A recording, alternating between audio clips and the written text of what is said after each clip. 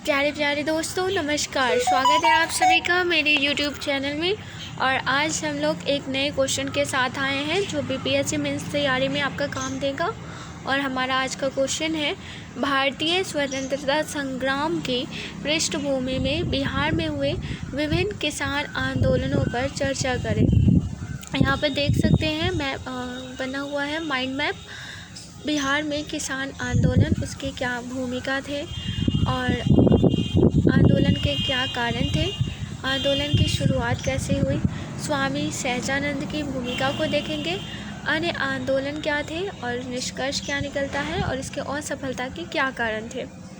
भूमिका: बिहार की लगभग 88% जनता आज भी गाँवों में निवास करती है। औपनिवेशिक काल से ही ग्रामीणों के जीवन यापन का आधार कृषि हुआ करता था। औपनिवेशिक आर्थिक नीतियाँ तथा प्रशासनिक एवं न्यायिक व्यवस्था एक शोषणमूलक व्यवस्था थी। बिहार के लोगों का जन आक्रोश इसी शोषणमूलक व्यवस्था के खिलाफ फूटा, जिसका अंततः परिणाम किसान आंदोलनों के रूप में दिखा। महात्मा गांधी समेत अनेक बड़े राष्ट्रीय नेता अपनी राजनीति की शुरुआत किसान आंदोलनों के रूप में किए। बिहार के बड़े नेता जैसे राजेंद्र प्रसाद, स्वामी सहजानंद सरस्वती, मजहरुल हक आदि ने किसान आंदोलनों में बढ़ चढ़कर हिस्सा लिया। आंदोलन के क्या क्या कारण थे? बगान मालिकों के बढ़ते अत्याचार, 3 कठिया व्यवस्था, बेगार प्रथा, कुटीर उद्योग धंधों का ह्रास, जमींदारों एवं अंग्रेजों की मनमानी, अधिक लगान दर। आंदोलन की शुरुआत: बिहार समेत पूरे भारत में किसानों का प्रथम आंदोलन चंपारण सत्याग्रह 1917 था। चंपारण के नील किसान और मजदूर ने 1916 में राजकुमार शुक्ल के नेतृत्व में संगठित हुए। शुक्ल के नियंत्रण पर ही गांधी जी 1917 में चंपारण आए और यहाँ के किसानों को अपना हक दिलाने हेतु प्रथम सत्याग्रह किया। गांधी जी ने के सत्याग्रह को सफल बनाने में राजेंद्र प्रसाद, ब्रज किशोर मिश्र, धरणीधर बाबू आदि का प्रमुख योगदान रहा। इस आंदोलन में पहली बार सविनय अवज्ञा का प्रयोग किया गया और यह सत्याग्रह सफल रहा। फलतः सरकार ने एक ऐसे कानून बनाकर 3 कठिया प्रणाली को खत्म कर दिया और सभी रैयतों का लगान भी घटा दिया। यह संपूर्ण भारत के किसानों की पहली सफलता थी। साथ ही आने वाले किसान आंदोलनों के लिए एक आदर्श रूप भी प्रस्तुत किया। इस आंदोलन ने गांधी जी को राष्ट्रीय नेता के रूप में पहचान दिलाई। 1919 में मधुबनी जिला के किसानों ने लगान वसूली में कर्मचारियों द्वारा किए जा रहे अत्याचार एवं जंगल से लकड़ी प्राप्त करने के अपने अधिकार के लिए दरभंगा राज के खिलाफ आंदोलन छेड़ दिया। धीरे धीरे यह आंदोलन पूर्णिया, सहरसा, भागलपुर और मुंगेर जिले में फैल गया। दरभंगा महाराज ने आंदोलन खत्म करने के लिए एक प्रांतीय सभा का गठन 1922 में किया और किसानों की कुछ मांगों को मान लिया। 1922 से 23 ईस्वी में मुंगेर जिले में शाह मोहम्मद जुबैर एवं श्री कृष्ण सिंह के प्रयासों से एक किसान सभा का गठन किया गया। मोहम्मद जुबैर को दूसरे अध्यक्ष तथा श्री कृष्ण सिंह को उपाध्यक्ष बनाया गया। इस प्रदेश के किसानों की समस्याओं को इस किसान सभा के द्वारा राष्ट्रीय पहल पर उठाया गया। साथ ही सभी किसानों को एकजुट कर एक बड़ी क्रांति की पटकथा रची गई। 1931 में जहानाबाद जिले के किसानों ने एक सभा में जमींदारों द्वारा किसानों के दमन की निंदा की गई। मई 1930 में चौकीदारी विरोध अभियान भी बिहार में काफ़ी सक्रिय रहा।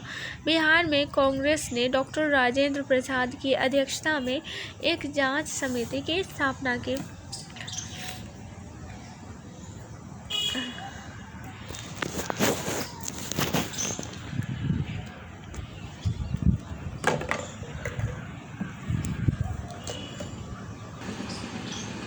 इसके अन्य सदस्य भी श्री कृष्ण सिंह, अब्दुल बारी, विपिन बिहारी आदि थे। 1932 में सविनय अवज्ञा आंदोलन तक किसान अधिक हिंसात्मक हो गए। 1946 में आंदोलन एक बार फिर जोर पकड़ा। इसका कारण कांग्रेस ने अपने चुनाव घोषणा पत्र में किसानों से संबंधित किए गए वादे थे। स्वामी सहजानंद की भूमिका।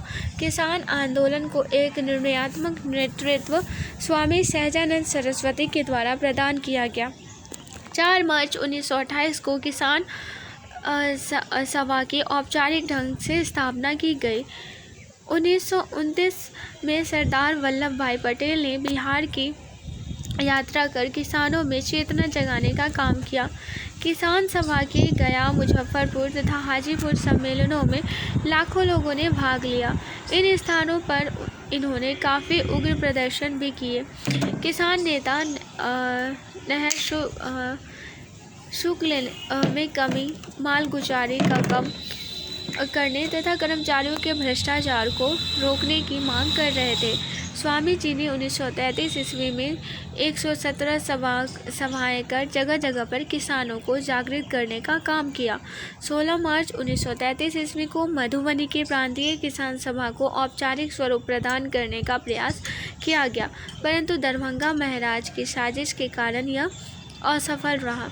दूसरे प्रांतीय किसान सभा का आयोजन बिहटा में किया गया और स्वामी सहजानंद सरस्वती को किसान सभा का नेता चुना गया।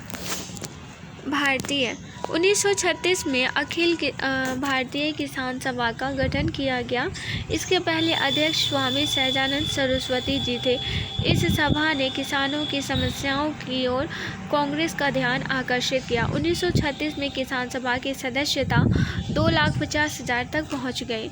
1937 के चुनाव के पूर्व तक किसान सभा एवं कांग्रेस के बीच तालमेल बना रहा, परंतु चुनाव जीतने के बाद कांग्रेस का किसानों के प्रति उदासीनता इनके अलगाव का कारण बना। अगस्त 1939 ईस्वी में सरकार द्वारा घोषित अनेक सुविधाओं, नए कानूनों और लगभग 600 कार्यकर्ताओं की गिरफ्तारी के बाद यह आंदोलन थम गया। वर्तमान स्थिति 2019 में आई मोदी सरकार के द्वारा किसानों की आय दोगुनी करने हेतु कृषि कानूनों में बदलाव किए गए हैं। किसानों के द्वारा इन तीनों कृषि कानूनों के विरोध में 25 अक्टूबर 2020 से दिल्ली में धरना प्रदर्शन किया जा रहा है। राकेश टिकैत किसान नेता के नेतृत्व में देश भर के किसान एकजुट हो रहे हैं।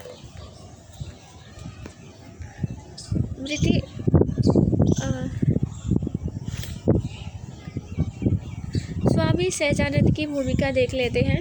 किसान आंदोलन को एक निर्णय सहजानंद थे। असफलता के कारण ब्रिटिश सरकार के साथ साथ जमींदारों का भी विरोध, छोटे किसान एवं मजदूर आंदोलन का भरपूर साथ नहीं दिया गया।